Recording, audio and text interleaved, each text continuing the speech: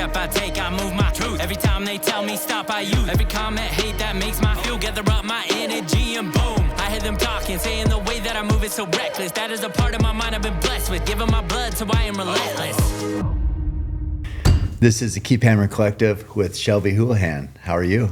I'm great. Just got a tattoo. So I know.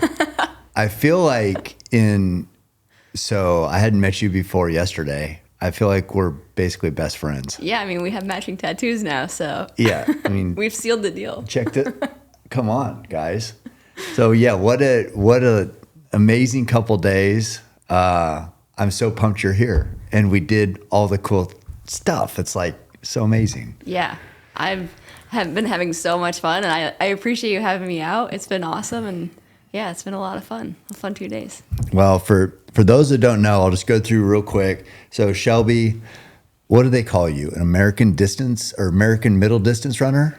Is that what it is? Distance. Yeah. I kind of do both. So I haven't even been up on all the stats, but now I'm getting pretty good. So 2016 Rio Olympian, right? Yep. You were young, 23, 4? 23? Yeah. Yeah. Okay. American record holder still in, what was that? In the 1500, yep. Which is fast. 355, you said, or 4? 354, I think it's like 99. Yeah, okay. Just dipped under. But that is in the 354s. So that's smoking fast. And the previous American record holder in the, 5K? Mm-hmm. Yeah. And what time was that? 14:23. Man, flying. So you're like just a legendary runner. How does that happen? I mean, when did you know you were good at running? What a great question. I mean, I started running when I was 5, and I feel like I just internally felt like I was going to be good at this, and I enjoyed it. And I saw my mom, like, she was a professional runner, so I just watched her do it. I grew up around the sport, and, you know, between people telling me, like, oh, you're good at this, and, like, just me feeling like I, like, am, I don't know. I don't know if there was, like, a certain moment. It just kind of always felt like this is what I should be doing, you know? Yeah. You were like, so when they do the gym, everybody runs a mile. What, you were probably lapping people? Yeah. They called me like the Energizer Bunny because I was just like, I wouldn't stop. I would just keep going. Yeah. Yeah. I bet. Yeah. And then when did you start competing in track? In 7th grade. So when I started running, I was 5 years old. I did like 1 mile cross country races. So like just the little stuff. And then in 7th grade, I actually went out for track. I should have probably gone out in 6th grade, but I was too shy. Mm-hmm. So I like finally worked up the courage in 7th grade and went out for track then. Yeah. And then what events did you do then? Kind of everything. I did like the 100, 200, 400. But I was mostly focusing on the 800. Gotcha. And this was Iowa. Mm-hmm. Right. So like how big of school? Did you go to a big school, small school? In Iowa, it was a big school. Yeah? It was like the 4A. Like that was like the biggest division. Yeah. So yeah, I mean, I think there was around like 300 or so people in my graduating class. Okay. Yeah. That's a pretty good size. Yeah. It's, because you never know with those certain states. I mean, like here, I had 24 in my graduating class. So very small. Yeah, but very different. Yeah. So that's a pretty good size. So you probably had good competition to run against. Mm-hmm. Is that right? Yeah. Iowa was like stacked when I was in school. I didn't really win too much at a state level until my senior year because like everyone was just like good. Mm-hmm. And finally, once they all graduated, then I started winning stuff my senior year. But I think that was good because then it like also taught me how to lose and just like keep working hard and like at some point I'm going to get there. Right. But yeah, no, we had a lot of really good, especially 800 meter runners in Iowa at the time. Mm-hmm. Mm-hmm. And then, so your senior year, I am assuming you made state probably in years before your senior year. Mm-hmm. And I think every year, yeah. Every year? Mm-hmm. And then did you win your senior year? Yes. Yeah. I'm trying to remember if I won before that or not. But you for sure won the 800. So are you saying 800 at state? Yeah, I did kind of everything. My senior year, I did the 400. I was a state champ in the 400 as well. Okay. 800. Yeah, I think. We have Drake relays and state, and they kind of like mesh together because it's at the same stadium. Yeah. But yeah, no, I did the 1500 as well. I also did the 3K. I was just kind of in everything. Busy. Yeah. How'd your team do? We were a good team. Like you scored a lot of points. Yeah. Yeah, we had some good sprinters and stuff. I think it was we had a good 4x4 team, 4x8 team, sprinting team. So we were one of the better schools. Yeah. Mm-hmm. And you said, and I didn't realize this either, your mom was a professional runner. Mm-hmm. I didn't know that at all. You said a marathoner. So she was always, but your dad wasn't? No. What was his role? Just being supportive? Yeah, they met running. Like at the time, I think he was training for a marathon, but she was the professional marathoner. Winning marathons? Yeah. And so I just kind of grew up around the sport. And my older sister also was a professional runner. She ran the steeplechase and is now a coach. Okay. So yeah, and my uncles ran, like they do timing for meets and stuff. So I just really grew up around the sport, seeing it and watching my mom run every day for hour, 2 hours a day. It's just like I could count on one hand probably the amount of times that I've seen my mom take a day off. Really? Yeah. So she's a grinder. Yeah, she's a grinder. She's dedicated. Put the hammer down. Yeah. Exactly. I love it because I have to keep hammering, which people know. You have your family says, put the hammer down, whatever, when going gets tough, or you got to win a race. So we got the hammers. That's awesome. Yeah. I love your story. It's it's just like, it's all you've ever done really is run. Mm-hmm. And it's got you a lot of success. It's, obviously with life, there's always ups and downs. So it's like, there's not always all gravy, but it's all good. So then you had your success. Then tell me about how you decided where to go to college and, take that next step as far as your career. Yeah, growing up in Iowa, it's very cold there. Yeah. I knew I did not want to stay in the Midwest. I really wanted to go somewhere warm, have nice weather. So I looked at a handful of different colleges, but I ultimately landed on Arizona State. I went to the hottest place I could. Yeah. But yeah, no, the coach there at the time, when I had a conversation with him, I really wanted to make the Olympic trials the next year as a freshman, and not many coaches were like on board. Not that they like probably, I don't know. They just like, when I was talking to him, it was more like, we're going to do everything we can to get you there. And I was like, awesome. That's the mentality I want. I want someone that believes in me and is going to help me get to where I want to go. And just visiting there, it felt like home weirdly. I just knew that I was going to be happy at this school, even if I got injured or running didn't work out or whatever it was. I just felt like I was going to be happy there. So that was a huge pull as well. And I think it was the best choice for me. Yeah. Well, that's good. It's, saying you want to make the trials, you were what, 18, 19 at that time? Is that right? And in the 1500, is that what? In the 800. In the 800. So what was your best time in the 800? I'm just curious now. And then what was the Olympic trials qualifying time? Yeah, my freshman year of college, I ended up running 2:03, and I think it was like maybe a half second off making the trials. Okay. Yeah. So I was very close. Yeah. I wanted to run it again, and just it didn't happen. But I was happy with it. I felt like I got as close as I could. So that first Olympic cycle, you didn't make the trials. Then you made it the next time. I made it. I made the Olympic team. Yeah. Yeah. Well, that's in the 5K. So we went from the 800 to the 5K. Yeah. Yeah. I mean, but it just shows your range too, because then now I know from following you and your story is you've also put down a super fast 10K time, and I mean, it was just by yourself, but like not very far off. I don't know what people in track say, but I mean, within striking distance of the American record in the 10K essentially, and you just did it kind of by yourself, just on a training run. Mm-hmm, yeah. Right? Yeah, it was a time trial. So I did have like one pacer kind of helping me hopping in and out. But yeah, I mean, it's an empty stadium and, it's just not exciting by any means. No. I ended up running 30:31, which was, I can't remember what the American record was at the time, but it was like low 30s.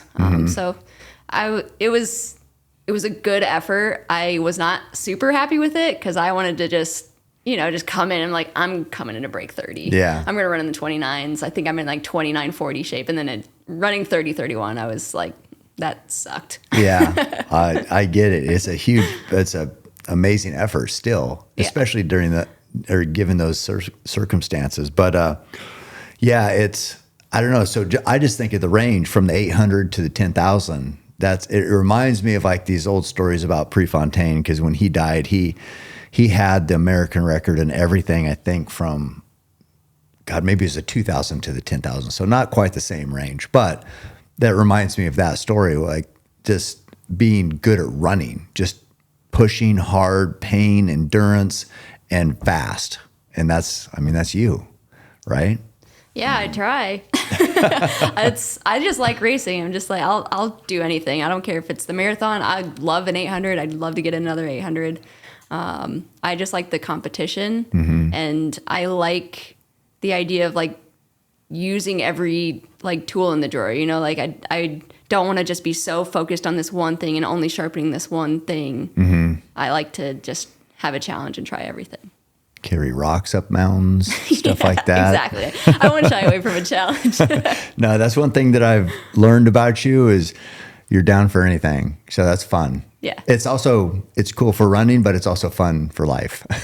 So I appreciate that about just your attitude and just, yeah, let's do it. I always, talking about your mom and her being a runner, was she your inspiration, or did you have runners, like professional runners you followed and were fans of and inspired by them? My mom definitely was an inspiration. She was the closest person to me. She was, I would run with her pretty much every day. And so she was a huge motivator for me. I was always, for whatever reason, like careful growing up. I didn't really have like idols or anything because I just didn't want to put people on that pedestal. I had people that like I really looked up to, Jenny Simpson. She was a good runner at the time, and that was like the level that I wanted to be at. But I didn't want to put her on this pedestal because I ended up racing against her at some point, So it was like, I was always careful not to idolize people, but look at where they were at and want to be where they were at or better than them. So I'd say my mom definitely was a good motivator as far as like just pushing me to continue getting to those levels. And then like everybody has, well, I can't speak for you, but I'll just speak for myself. Like we'd watch these people like a Michael Jordan or even like a Rambo or like just like these badass people you look up to as a kid. Did you have I don't know, when I think of like Jordan, that competitive fire and just to win, is that what drew you? I don't know. Is that like the mindset you would have, is like, I'm just going to win. I'm going to beat these people. I'm going to work harder. I'm going to prove I'm the best. And was it that competition just basically with yourself, or what drove you to be the best? I think it was a little bit of everything. Definitely that like curiosity of like, how good can I be? It's also that competitiveness of like, well, if they can do it, I can do it. Like just like, or at least want to see if I can and see how close I can get. But no, I really do think it's like that internal drive of just, I'm just curious to see how good I could be at this. I think I can be the best in the world. If that's true, we'll see, but like, let's find out. Yeah. No, it's, I don't know, in running everybody can run. So it's like, you're basically, some of these sports, I see like you see parents and you're like, gosh, what could I have my kid do that they could excel at? And usually running is one of the last on the list because the barrier to entry of running is low. So everyone runs. You're beating everyone in the world if that's it. If like, as opposed to like polo or, or even golf or tennis, I mean, that's a lot smaller group of people, or skiing, like alpine skiing, that takes money usually. But running, You just need a pair of running shoes. It's just everyone. Yeah. So when you say, I want to be the best at running, that is tough.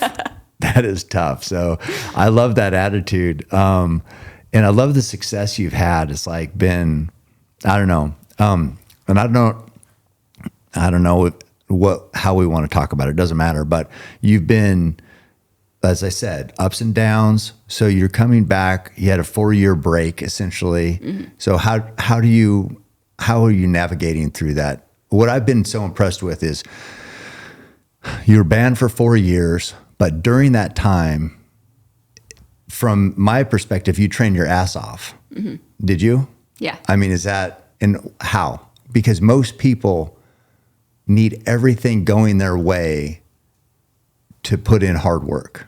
So how do you, even with what you had to deal with, how did you still just show up and put in work? It was definitely not easy. And I would say a lot of the time I did not want to get out the door to go do it. It was not fun. All of the things that I loved about running, like I love the community aspect of it. I love going out to practice and workouts and like hurting with people. Mm-hmm. There's just like that bond that you create. It makes it super fun. I really like that.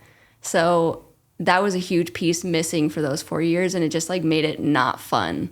But yeah, I don't know. I think it's like a variety of different things.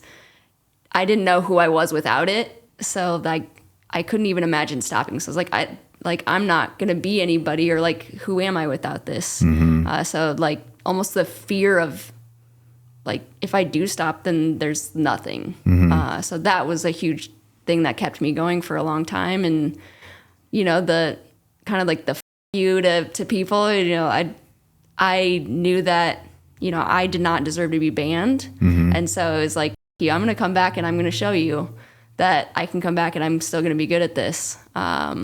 It's also that like curiosity, mm-hmm. You know, I want to see how good I can be. I still feel like I have potential there. I still feel like I can be better than I am right now. And I like, if I step away from this, I'll never know what it could have been. Right. And I didn't want to live my life with regret and always wondering like, what if I would have just stuck it out and come back? Mm-hmm.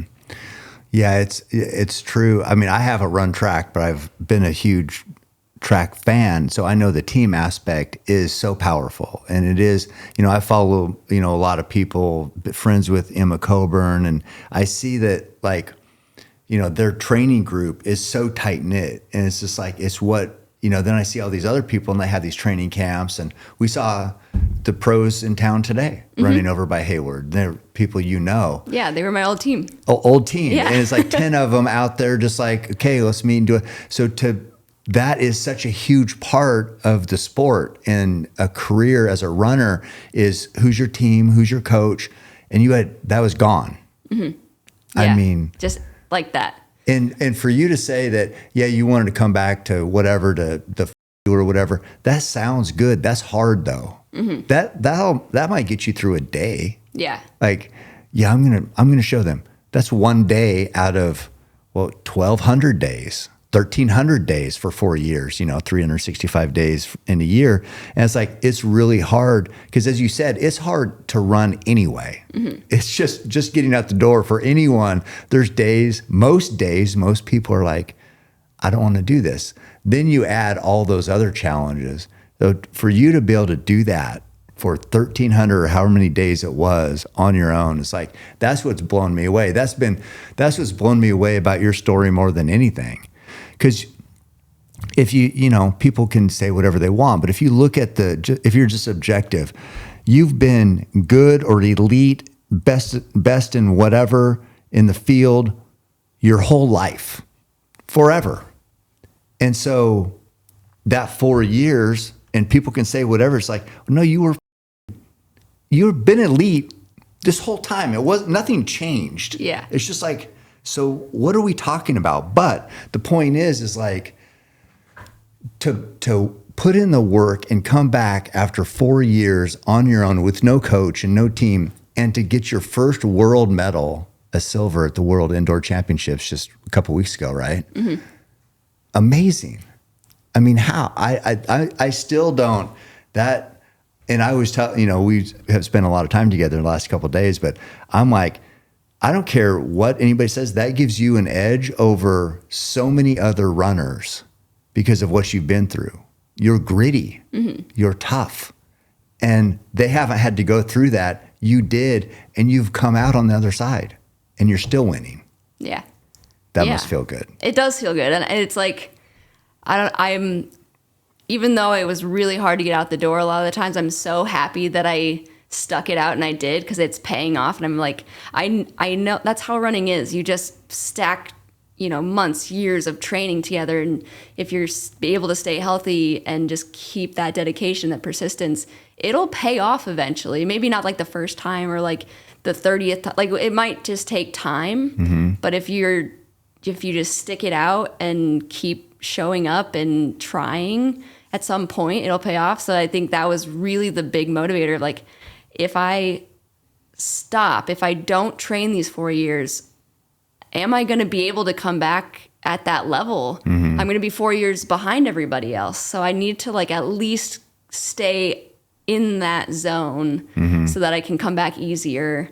And that was, I guess, a huge motivator too, is like, I want to give myself the best shot at coming back. So even though I don't want to get out the door, I know I need to. And at that point, like, I've been doing this my whole life. This is a habit. It's never been a question of whether I'm going to get out the door. It's just like, well, okay, I don't want to do it today, but I'm going to do it today because that's what I do. Yeah. So what I hear is like, part of the work was I got to keep this base, but aside from that, you were also doing super hard workouts at times, right? Yeah. I mean, because how else would you be able to come back so quickly after the band ended and win a world medal unless you were like pushing? So some of it, it's like, I got to do this because I don't want to lose 4 years. I don't want to lose this steam or this momentum. But also, like, you must have been doing super hard workouts at the same time or every once in a while. Yeah. And then, have you always been shredded? Because you're like shredded. It's like, I've always just been athletic. Yeah. That's pretty. That's pretty nice. Like, how disciplined is, like, I know training, but do you think about food, or do you just train so hard that you don't have to really, get that deep into nutrition, or how does that fit in? I would say like the last 4 years, I've really just been trying to get the work in. I haven't been getting in the gym. I've been kind of focused on nutrition just because after everything that's happened, I was scared of what I'm eating. Yeah.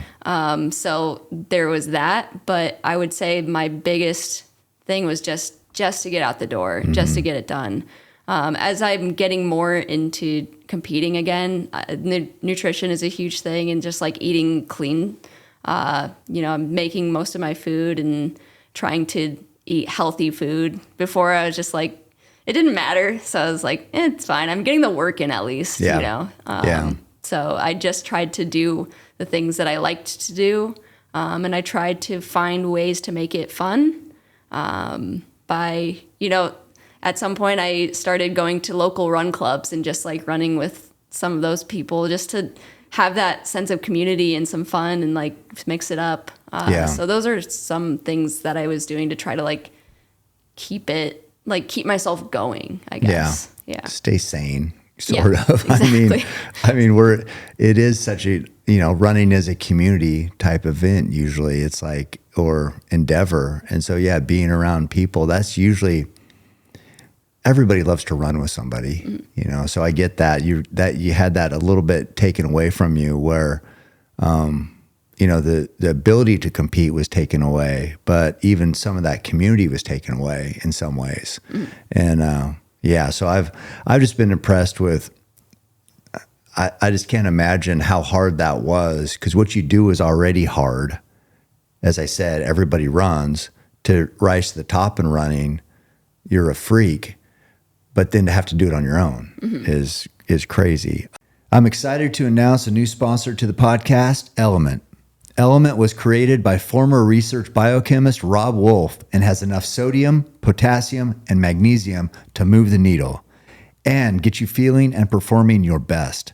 Plus, it has zero sugar, artificial colors, or other dodgy ingredients to derail your low-carb lifestyle. That's why LMNT is my go-to electrolyte drink and trusted by many of the world's leading health experts and athletes, including Team USA weightlifting, coaches, health practitioners, and teams across professional, collegiate, and high school sports leagues.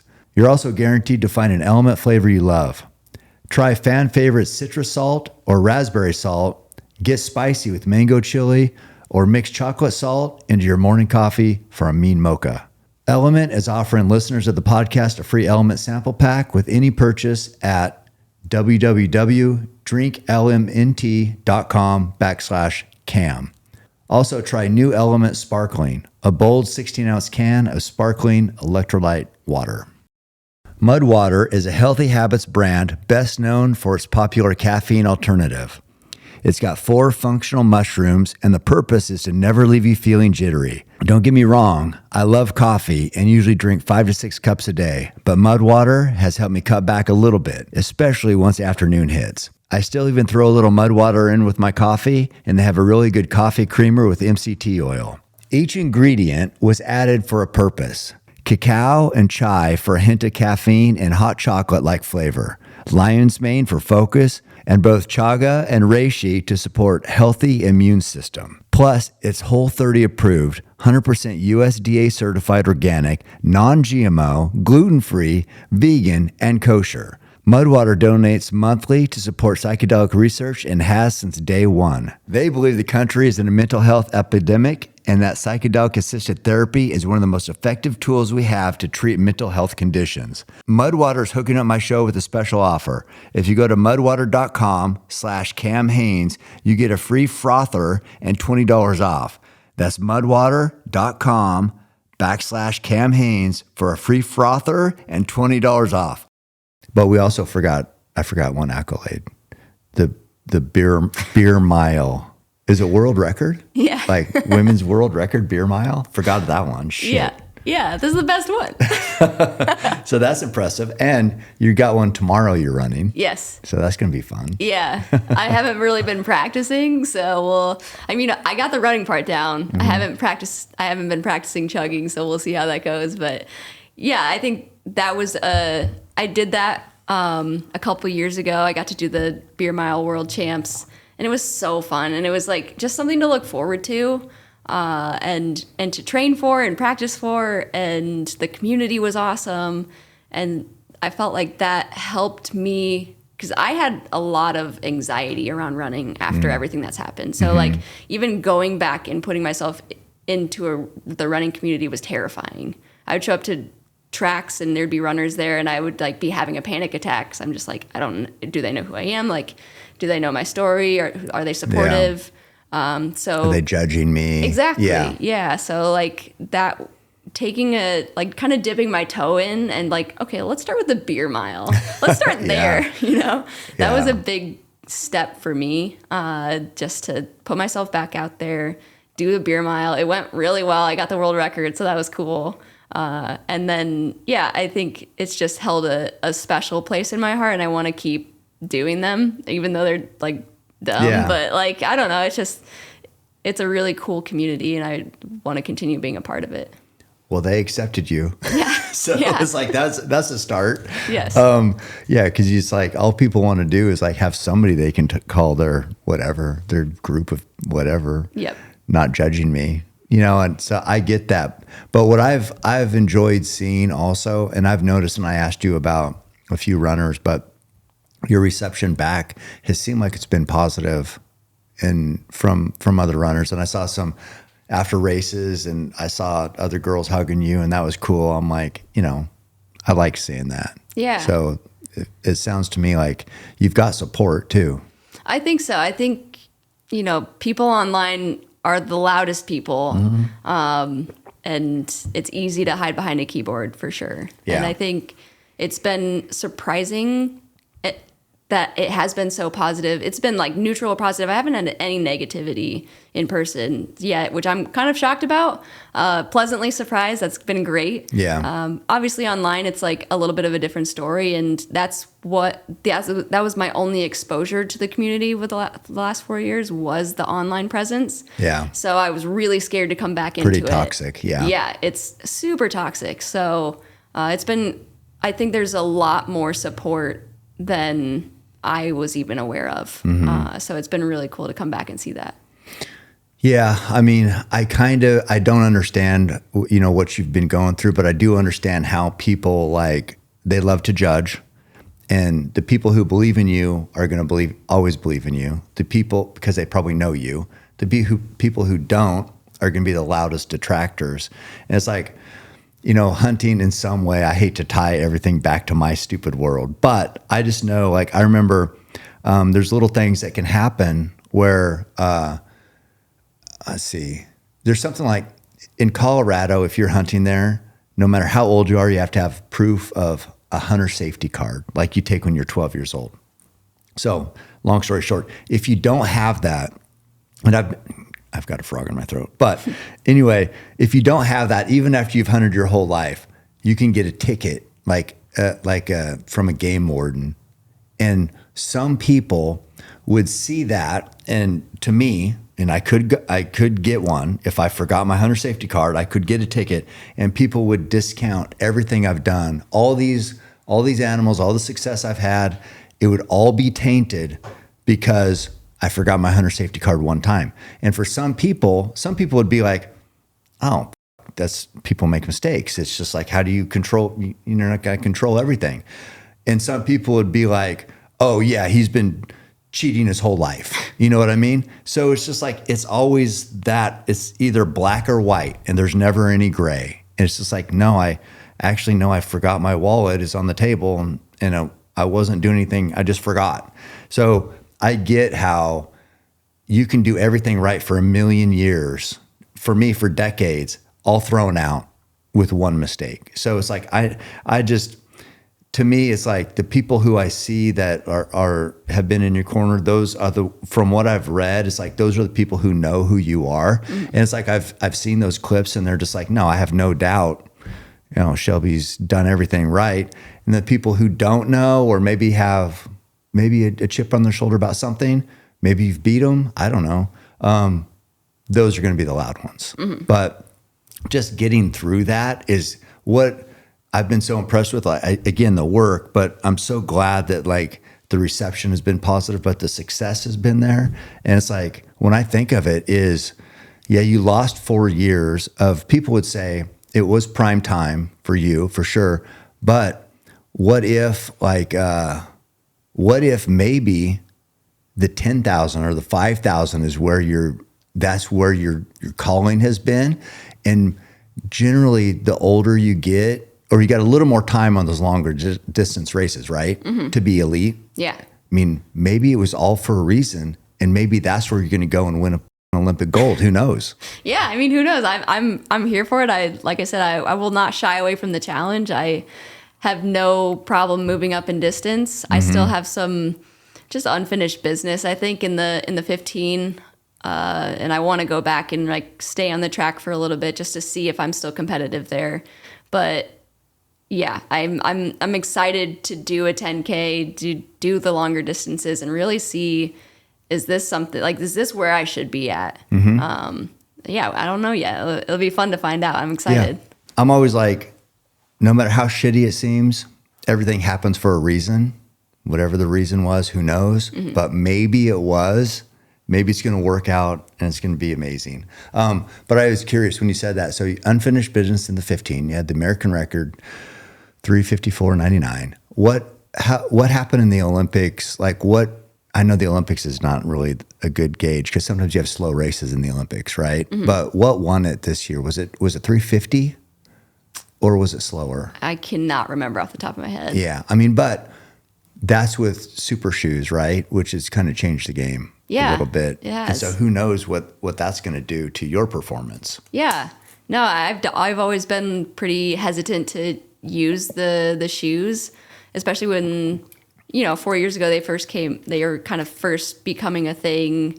Not everyone had them. And there was this stigma of like, are they fair? I don't know. I felt like they weren't, so I never chose to wear them. But I think now that they're becoming much more accepted throughout the track world, everyone's kind of using them, and you're seeing these faster times.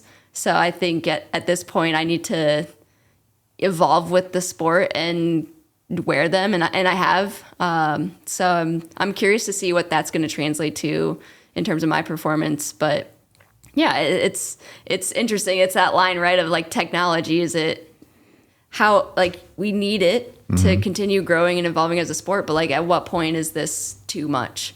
It's kind of all arbitrary, but or subjective. But yeah, I mean, it's interesting. It's interesting to talk about because then it made me think, and we were talking about this yesterday, of Zola Budd back in the day.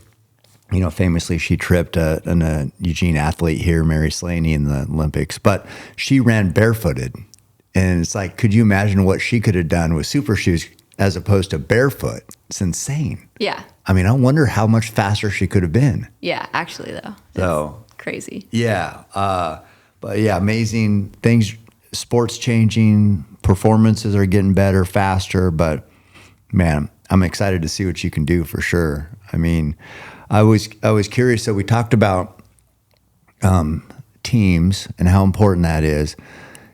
How have you done what you've done with no coach? It's like, how important is having a good coach if you've had the success without a coach? Mm-hmm. Yeah, I mean, I have had a coach. It just they haven't been there with me. Yeah, so I did. My sister actually has been coaching me the last couple of years, but we haven't been in the same location most of the time. So it's just, send text workouts, and then I'll just go to the track by myself. No one's out there. No one's holding a stopwatch, and I have to go get the workout in. That's been super hard. It makes such a difference just having one person out there holding a stopwatch and giving me splits.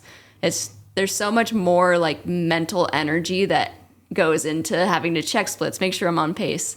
And, it's hard, but I've figured out how to make it work. I think it just becomes a new normal at some point. It was really hard the first 2 years to be okay with it. And I think one of my strong suits is my like mental abilities is to like just push through things. And the first 2 years I was honestly questioning, like, did I lose it? Like I would get into these workouts and get into that hurt zone, and where I would normally be able to push past it, it was just like the thoughts were just like, why am I doing this? Why am I out here? This doesn't matter. This doesn't count for anything. I'm not going to go train for anything. And so it would, just full blown pity party. And I'd end up either not being able to finish the workout or just needing to adjust. And so it was, I think, a huge learning moment for me to just like learn how to give myself a little more grace, maybe adjust my standards for what I was doing. But it was, the first 2 years were really tough. I think the third and fourth year, I learned how to adjust to it and make it into my new normal. Again, that has to give you an edge. Just that awareness of what you've been through and like how hard that was, and you're on the cusp of like, maybe this is it. Maybe I don't have it. Maybe I lost my edge. To not losing your edge, fighting through. It's like the grittiness that has to like translate into performance in racing, because in racing, that digging deep and who wants it more, which is sort of what that was, that determines who's winning, who's losing, who's making teams, who's not. It's like who wants it the more. And you showed how bad you want it. It's like, man, that's going to show itself. Yeah. Has to. Maybe it already has. I think it has. It's given me an interesting perspective too. Like I find that I'm not getting as nervous for these races, and like they still have a lot of meaning, but I've gone through, it doesn't matter what you do or what accolades you have. At some point when you retire, you're not in the sport anymore. the sport's going to move on and they're going to forget about you. And like that kind of is sad in some ways, but like that's the reality of the situation. It's at some point you're going to kind of be forgotten and the sport's going to move on to the next fast person that's running fast times. And that was humbling in a way to go through the last 4 years. But it's taken a lot of pressure off of me going into these races now, where I'm like, it doesn't matter. It doesn't matter what I do. I mean, I'm just out here for myself, and I'm having a good time. And if I run awesome, that's going to be amazing for me. And if I don't, then I'll learn something from it, and people will talk about it for like a day or two, and then they're going to move on to the next thing. Yeah. So I think that's it's given me a greater perspective going into just coming back into these races. Yeah, I get that. It's just like, I wonder if, I mean, it's easy now after the fact, but like your story, because everybody's like, okay, what's this person's story? I wonder if the ups and downs you've had makes a better story. You know what I mean? If somebody's like, I don't know, it just like, because I even wonder, would we have had the last 2 days together if that wouldn't happen to you? Because probably not. I was like watching your stuff and following your journey, because I'm like, man, she's going through a lot. I wonder how she's going to do. It had me, I was vested in the story or invested in it. And it's like, I cared. So people like, what makes people care? Is it because somebody wins all the time, or somebody has this huge thing and then you're like, how are they going to come back from this? So it's almost like an opportunity you wouldn't have had. Yeah, you lost opportunities, but maybe this opportunity, and one of the films on you is called, I think, Rising, right? So, and that's the whole premise to what I'm talking about, is like, how are you going to come back, and what's your story going to be? And you're still telling it, but it almost makes a fuller, more enriched, more like wide-ranging story because of all you've been through. Yeah, that makes me care. That makes me want to hear how you've done it, and I'm not the only one. So it's like, could this be a positive? Yeah, I think there's been a ton of positives through it. Obviously, it was a super negative situation. But kind of like you were saying, like, everybody loves a comeback story, for sure. Yeah. And I think, I'm if I can give myself a bit of credit, I feel like going through this, I've flourished as a runner and as a person by just like going through this. I needed to figure out who I am without this. I feel like I did that. I really grew as a person through all of this. And yeah, I don't know. I'm really proud of how I've handled everything. And I now know that I'm super tough and I can like get through shit. Yeah. And I kind of feel like at this point, I'm like, I don't know what else you could throw at me that I can't handle. And that's great to know that, but I don't know. I'm excited to continue writing the comeback story, though. Yeah, no, it's great. When you were talking about that, it made me think of, has it kind of showed you like who you knew you could count on, and who you were like, oh, well, to me, I'd say I thought we were boys, but I guess we're not. But it's like, did you have people you're like, wow, I thought that we were friends, and now. And then also maybe some people are like, well, I know that I can really count on that person now because they're still here. I mean, was that a realization you've had? A little bit. It's fun. I don't feel like I like lost any friends through this. I think everyone that really knew who I was like, that's bullshit. We know that you didn't do that. Right. So I don't feel like I lost any friends. If anything, my friendships strengthened a lot. I had people that were just consistently checking in on me and just to see how I was doing, and like that went a long way for me. Just to and I'm someone that I don't like leaning on people or asking for help. I really just want to do it myself. Independent. Yeah, and that going through that really it forced me to lean on people. And, you know, I cried with my friends for like the first time ever. And just like, it just felt like because I went through this and they went through this with me, we almost created this unshakable bond of going through this trauma essentially. And in my family, you know, they were there with me throughout everything, and they've been super helpful in the last 4 years of just like, hey, like, yeah, you can come crash at our house for 6 weeks. Like, cool. Yeah. You know? So, and I got to spend a lot more time with my family, my friends. So I think through that, if anything, yeah, like I said, I didn't lose any friendships, but I strengthened a lot of them. That's good. I mean, that seems positive. Yeah. All positive.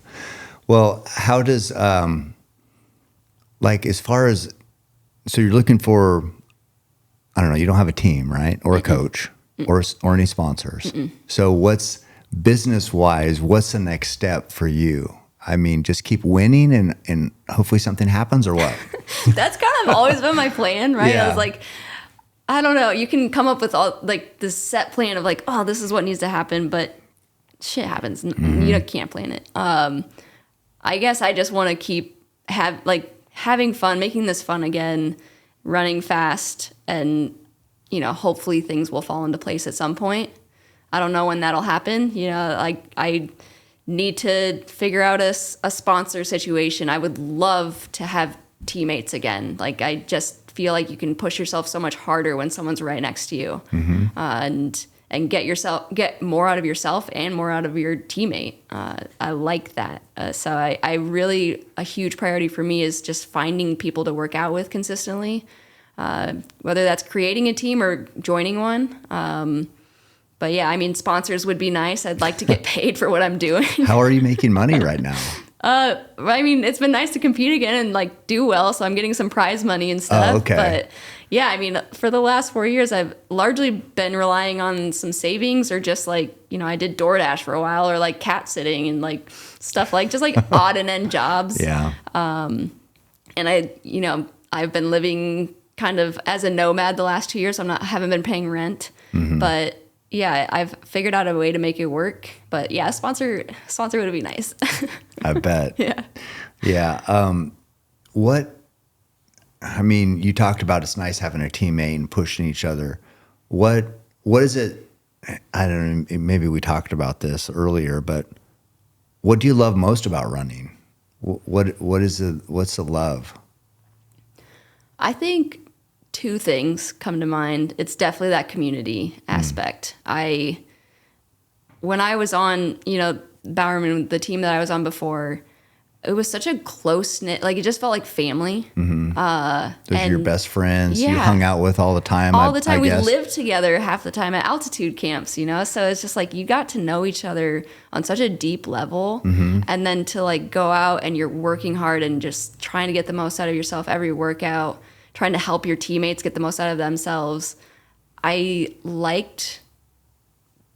just liked that relationship. And every workout day, I was like, hell yeah, it's a workout day. I was so excited. Yeah. So I loved that part. It made it so fun. I was getting paid to do something that I absolutely loved. And so it was awesome. Obviously do for free. Yeah, I would do it for free. I've been doing it for free And for the last 4 years. people say that. I do this for free. It was like, well, would you? Because you have. Yeah, I have been. So it's true. I've been doing it for free. No one's watching. No one's holding a stopwatch. But yeah, I mean, I think the other piece of the love is just the curiosity. I really just, like I said before, I believe that I can be the best in the world. I don't need that to happen, but I want to see if it's there. You know, if like that's real. Yeah, and if it's not, that's totally fine. Like I don't need it, but I want to see and find out if that's going to happen. Yeah, I totally get that because I do listen to some running podcasts. One of them, I wish I could think of, there's two of them, but one is called The Boulder Boys. Have you ever heard of that podcast? I don't think I have. Anyway, it's just like a bunch of runners. They all live together. So it's like when you're saying that we live together, you know, they do workouts together. There's another one too. So there's Boulder Boys, which is in Colorado. Then there's another group that's in Utah, and they kind of talk shit about each other a little bit. I think it's kind of tongue in cheek. But point is, it's like they are a team. They do all this training. They're hanging out together all the time. So I get that. and then when that changes, when it's gone, it's like, man, that's a big difference. Yeah. But yeah, so I get that. I just didn't know. Yeah. It again, I've been so impressed with this. But I was thinking too, so you talked about the importance of a coach. Like, who's been the best coach you've had? And what did they do for you? That's a great question. My only pro coach that I've had is the Jerry Schumacher. Yeah. So that was when I was part of Bowerman. He's been the only coach that I've had, and it worked really well for me. It's just a lot of intensity, a lot of volume. Just go run and get better, essentially, and like try to do it faster than everyone else is doing. And I liked that. So I think he knew how to challenge you, or what? Yeah, he wasn't. I've had coaches where I'll go out too hard and like, hey, that's not the split that I wanted you to do. And Jerry's kind of like, yeah, you look good. Like, keep going, Yeah. And I like that. Let's find the line. Right. So it really worked well. And if you can stay healthy, it's, hopefully going to work well. And I was able to stay healthy through that. And it was paying off. I was, setting American records. I was crushing it. And I felt like I was just kind of like starting to gain that momentum. So I'd say Jerry is definitely one. As I've gotten older and through the last 4 years, my sister was such a great coach for me. And she was much more collaborative of like, I'd text her and be like, hey, I know I have hills today, but I'm just not feeling excited about that. And I'm having a hard time getting out the door. And she's like, no problem. Like, let's do this instead. Does this sound more exciting to you? And I was like, yeah, okay, let's do that instead. That's good. So I think having someone that collaborated with me and like gave me that freedom, or just like, hey, I want to go do this vacation trip. Like, is that fine? I'll do workouts there, like, in Europe somewhere. And she's like, yeah, go for it. So I think the flexibility was super nice. So I think those two people for me, they just they're different, but I needed that difference at those times. Yeah. I like Jerry reminds me of like when you're training a racehorse, sometimes if you give it reins, it'll go. Right. So he would like give you the reins, and like, your splits were a little fast, but he's like, it's all right. We like that. We like that heart to push sometimes too hard. Yeah. And it reminded me of horse training a little bit. Like, just let that horse go. And that's kind of like you, just let you go. But yeah, it's interesting because that coaching and the team aspect, big part of running and just like elite running. So that's why it's been so impressive for you to be able to do it on your own. It's incredible. So it's how do we get these sponsors? Hey guys, give me some money. A world silver. What do you want? Yeah. What camera What more do you want from me? 17? Yeah. It's like, come on, guys. I said, I'll sponsor you. I'll be your sponsor. It's like, let's get this ball rolling. But I don't know.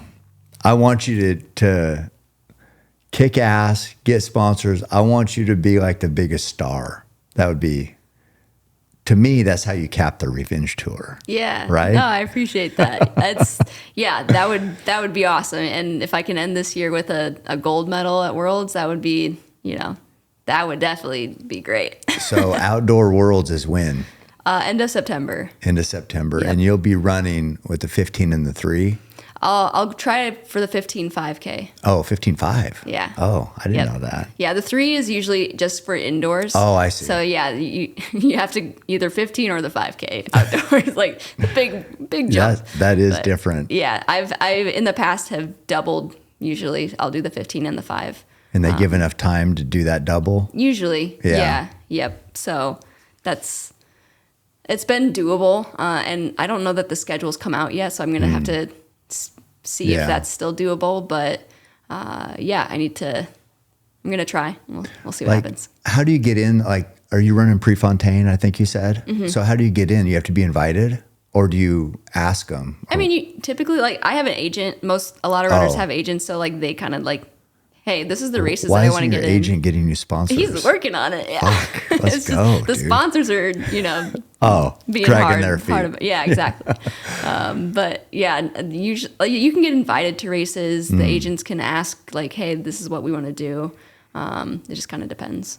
Yeah, because I'm saying you got a story. What do these meets want nobody to care about the runners, or hey, they care about you, good or bad? Let's get you in the meet. Yeah. Right. Right. I don't know. I get there's like some controversy around it, but Yeah, like, come fuck on, it. guys. Like, I'm good at what I do here. Like, what do you want? It's not a charity case. Like, whether you believe me or not, I still did the 4-year ban. So I know. like, you're going to just continue punishing me? Like, I don't know. And people, whatever race you do, people will be tuning in to find out Yeah. where you fit in and what happened, and how you're doing, and it's like, and how you can compare, how you compete, or they want to see you lose, or they want to see you win because you get it's like that's what it's all about. It's like the story. Yeah. It's like, what is it? Lore, right? What is For your the lore. For the lore. It's like, are these freaking track organizers retarded? It's like, can we say that? I don't get it. Yeah. It's. All right. Well, I want you in the big meets. How about that? I appreciate that. Me too. So we always go to, God, we f***ed around too long with tattoos and all sorts of shit. Now I got to get you to the airport. But we always have, from the peanut gallery, questions. And normally we have to cut these out because, Oh, I'm scared. yeah. I Oh, gotta at least ask you the classic. yeah. So What's the classic? let's hear some questions for Shelby. Okay. Let me get him here. All right. So Hit me with it. the tradition is to ask the guest, marry, kill. All right, here we go. So Starting off strong.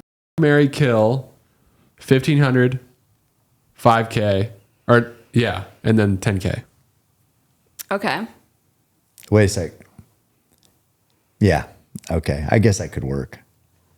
Yeah. Oh, this is all right. Yeah, this. Because you got to think about the future too. I know. This is actually pretty hard. Yeah. I think I want to marry the 15 because I just love that race. It's, Yeah. You have to like really execute it perfectly. And you're the American record holder. And I'm the American record holder, so Yeah. I got to pick that one. I'm struggling between these two. I've never like really raced a 10K before, Right. so it's You can't kill that then because you don't know, do you? But I did it. What if that's the thing and you killed it? The time trial sucked. It was so hard and I like. think I heard you say you're never, or like you thought you'd never do it again, or it hurt so I mean, bad. I'm gonna do it again, but Yeah, but- it was. I was going into it like I can do this. I'm gonna be good at this, and then it just hurt. 30 minutes of pain. Yeah. Yeah. I think I'm gonna fuck the 10K though, and I'm gonna kill the 5K. Okay. All right. The future's a 10K. The curiosity for the 10 is there. Like I heard the 10's a good the time. lust is there. I like it. I like Okay. it. How do you go about kind of Jeez. Would you like to buy a vowel? Yeah, it's the headphones. I sound like Larry. Boss. How do you go about categorizing before the ban and after? Do you feel like you're it's a before and after thing, or do you feel like you're chasing your old version, or you're flourishing into this new person, or how do you categorize those two? It's definitely a before and after. But I feel like I've tried to really let go of the before. Because I don't know. I'm somewhat comparing myself, but I've really tried to also let it go of like, yeah, I'm not going to be the same runner that I was 4 years ago. Like I'm much different as a person. I've grown through that adversity. Obviously I'm 4 years older, so we'll see what that is. But that doesn't mean that I can't be better than I was 4 years ago. So I think I've just really tried to like, it is what it is. I can't change it. I can control what has going to happen now and like how I'm going to progress forward. And I'm trying not to really dwell on, like I said, like that doesn't mean I can't be better than I was before. So I'm going to see what that looks like. Yeah. I mean, cause you trained. So, when I think of track, I always think of Emma, like when you're not competing, there's a lesser chance you're going to push injury. Cause I know like she broke her leg during the steeple, she pulled her hamstring and tried to race through it. So if you were like flirting with injury and training, you wouldn't have to push it because you didn't have a race. Yeah. You know, so maybe because you weren't pushing your body when you shouldn't, which is kind of the name of the game sometimes in track, like you got a little niggle, you got something, but you got to show up. You got to get paid, right? And it's like, you didn't have to do that. Yeah. You had 4 years of making good decisions on training. Yeah. It was the healthiest 4 years that I had. Right. So maybe it wasn't as bad as like when you say, oh, I took 4 years out of the prime of my career. It's like, well, maybe you would have lost some of that anyway, because training does take it out of you and racing takes it out of you. So yeah, I mean, who's to say that I wouldn't have been injured for 4 years? Right. It's like, all of how you frame it. Yeah. So we're just choosing to frame it in a positive manner. When we were doing The Rock, you asked Cam what he thinks about when things get hard. What do you think about? Oh, that's a good question. Yeah, these guys seem like idiots, and they are. They're taking notes. But yeah, that's all. Never mind. Yeah, they're just idiots.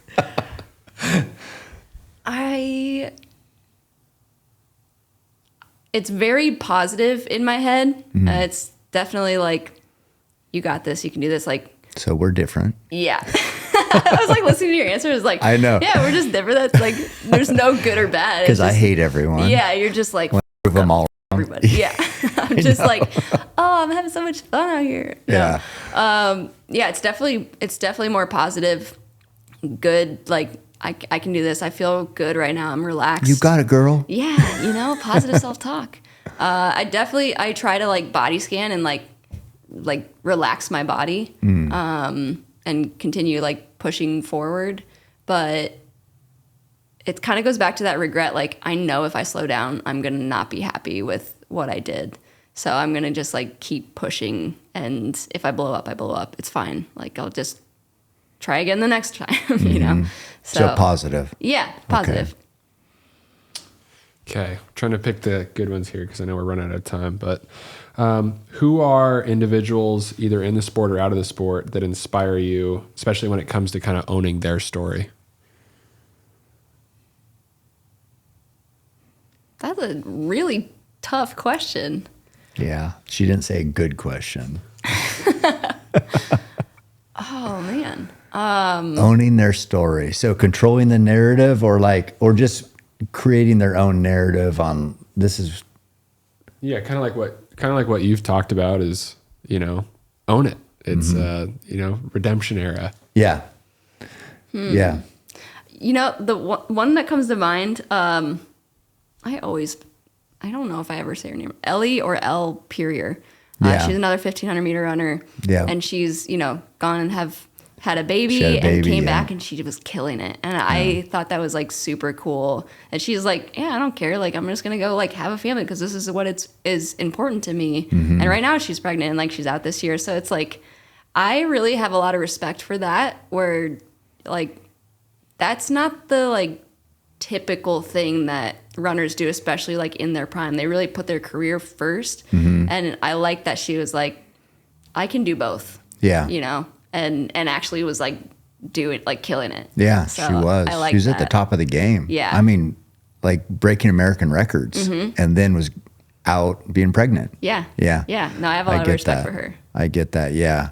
I think she's like from the Midwest too, is she? She's, I believe, I want to say like Vermont. Oh, okay. Maybe.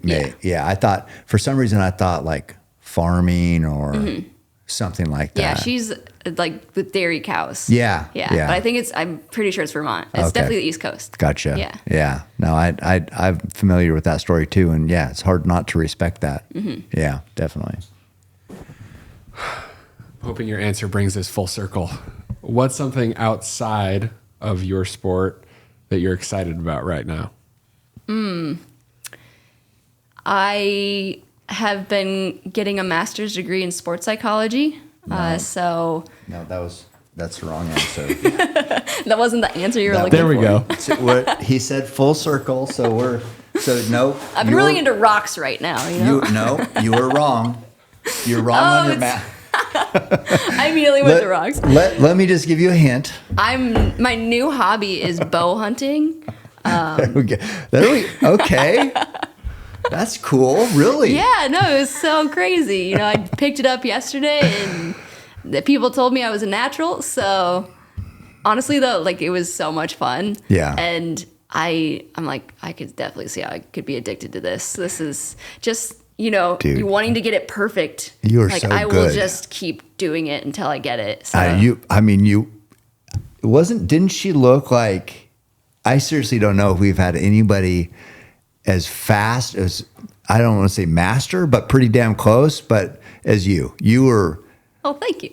the quickest learner we've had. Yeah, It was like that's what I strive for. shooting so good. And Wayne, he does this every day. He's doing it right now, teaching new people how to shoot a bow. And he was impressed.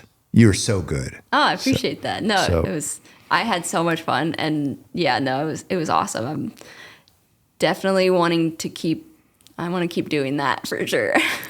Yeah, you were. So when you started to answer that question, is about the as far from the opposite of master's degree is bow hunting.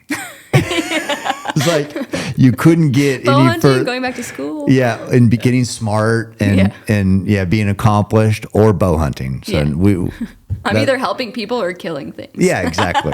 Right. So we go with bow hunting here. And then like in that regard, we have all sorts of presents for you. So the new Hoyt bow, we got this because when you do kill and not help people, you need a knife to get those animals skinned.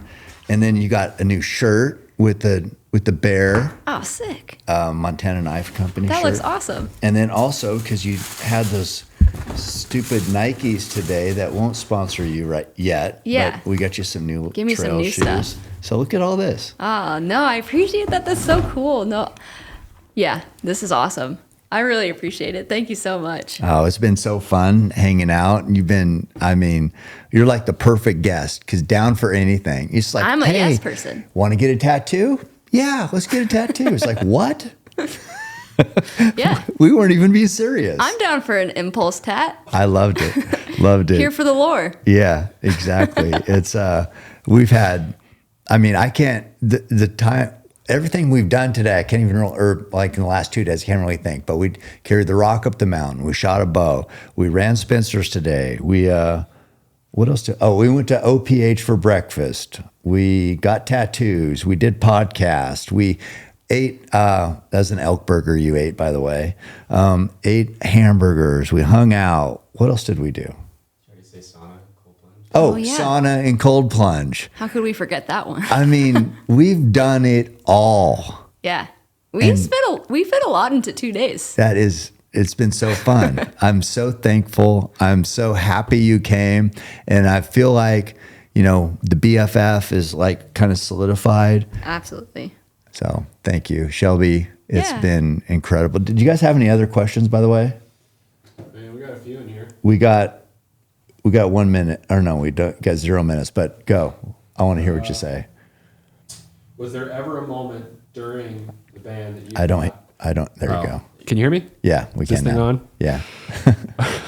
Was there ever a moment during the band that you thought, maybe I'm not a runner anymore? And if so, how did you get through that?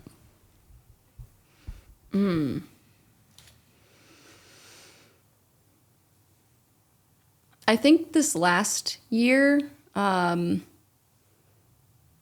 really got to a point where I had other things that I was interested in and other passions. And it really hit me. Like I was watching I think I was watching Prefontaine and they were running super fast and I just found like, I don't care like as much as I did before. Like I wasn't just like, you know, I don't know how to describe that exactly. It was just like, this isn't really all that I am anymore. And that was really cool. Was it scary? It kind of felt freeing, honestly. Whereas like, I don't have to come back to this. Like if I don't want to do this anymore, I don't have to do it. Like it almost felt very freeing from everyone else's expectations of like, oh, but you could be so good at this if you like did this. And I was just like, I don't care. Like, so yeah, I think that was really in a lot of ways freeing. And I was able to come back to it really just running for myself instead of other people or what other people wanted me to do. But in order to get to that point, you know, I had to go through a lot of lows to even get to a point where I didn't really identify only as a runner anymore, you know? So it's quite a journey, but I'm glad that I intentionally did try to grow and make the most of that. I'm glad you're back. Yeah, thank you. I'm Me glad too. you're still a runner. Yeah. One more?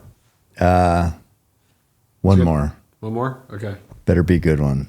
Okay, hold on. I got pre-check. You're fine. I don't want her to I don't want her to miss her flight. Okay. She's got the beer mile world championships tomorrow. We gotta It's not the world's, but Oh, whatever. Which one? Okay. better be good. I know. All right. What do you want your legacy to be? That's a hard one. Cliche. That's a cop out. You know how many stupid podcasts ask that question? Okay, here's I want a better another one. one. Okay. Who is Shelby? Who is Shelby? Okay. That's all right. All right. Gosh, I don't even like. I think Shelby is a very resilient, persistent, gritty, but also like super positive, bubbly, yes person, down for any challenge, spontaneous, Fun. Mm-hmm. Yeah, I think, yeah. Kind, thoughtful, respectful. I think those, those are a lot of adjectives, but That sounds like a I good think that's person. like, well-rounded, Yeah. I think that might sum it up. Sounds Maybe like a I'm good- missing something, or Sounds like a good person to me. I appreciate that. Did you say bow hunter? Bow hunter. Not even a runner anymore. I'm just a bow hunter. Yeah, there you go. All right. Well, now we're on the same page. Well, good job, guys, on the peanut gallery questions. Thank you. Thank you, Shelby. Yeah. You're a badass. I'm happy to call you a friend. Yeah, I appreciate you having me out. It's been such a fun, 2 days. I keep wanting to say weekend, but it's like Thursday and Friday. Yeah, whatever. But no, I really appreciate you having me out. It's been fun to talk to you and get to know you and have tattoos with you now. So this is I great. know. Yeah. I love it. Thank you. Appreciate you coming out. And keep kicking ass. Yeah, thank you. All right, guys, keep hammering. Someone to blame, they sent their hate, it fuels my pace. I am Roy Tough, I am the change, the fuel in dirt, feeling like Cam Haynes. Oh, give me the Mars, nobody wants, I'll give you my heart, I'll carry it to work. Give me that impossible task, I'll give you that unbreakable courage. Give me